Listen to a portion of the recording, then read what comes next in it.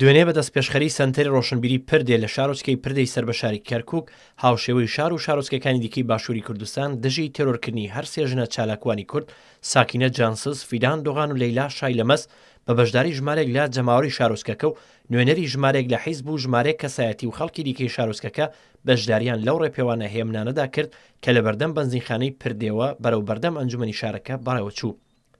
ڕابەڕەشید کە سەرپەرشتی خۆپیشاندانەکەی دەکرد ڕەخنەی لە ڕێگری و بەشداری نەکردنی حیزبەکانی دیکە و ناحیە و ئەنجومەنی شار و فەرمانگە حکوومیەکان کرد ڕایگەاند کە دەسەڵاتدارانی شار کە دەسەڵاتێکی حیزبیە تا سەر ناتوانێت ڕێگری لە ئیرادەی جەماوەر بکات و بە بێدەنگی بهێڵێتەوە. لە کۆبوونەوەکەدا هەرێک لە شێخ لەتیف بەرپرسی کۆمیتەی حیزبی شیوعی کوردستان و سەلاحەدین جومعە بەرپرسی مامۆستایانی زەحمەتکێشانی پردێ وتیان پێشکەش کرد. لەسەر ناوی خۆپیشاندانەکەش لێدوانێک خوێنرایەوە کە تێیدا هاتبوو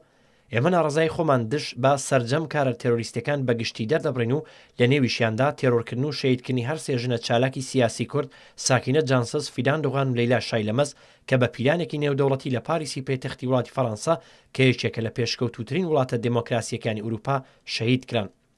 دوژمنان و داگیرکرانی کوردستان با تێرۆرکردنی ئەم سێ ژنە چالاکەی کورد دەیانەوێت ترس و دڵەڕاوکێ لە ناخی هەموو تاکێکی کووردا بچێن و ڕێگە لەو پێشکەوتنە بەرچاوی شۆڕشی کوردان بگرن کە لە ئێستادا لە ڕۆژاوە و باکوور و ڕۆژهەڵاتی کوردستان درێژەی هەیە و دوژمنانی کوردی ناچار کردووە بۆ چارەسەرکردنی پرسی نەتەوەیەکی زیاتر لە 40 ملیۆن کەسی ڕێگای ئاشتی و گفتوگۆ و دیالۆگ بگرنەبەر.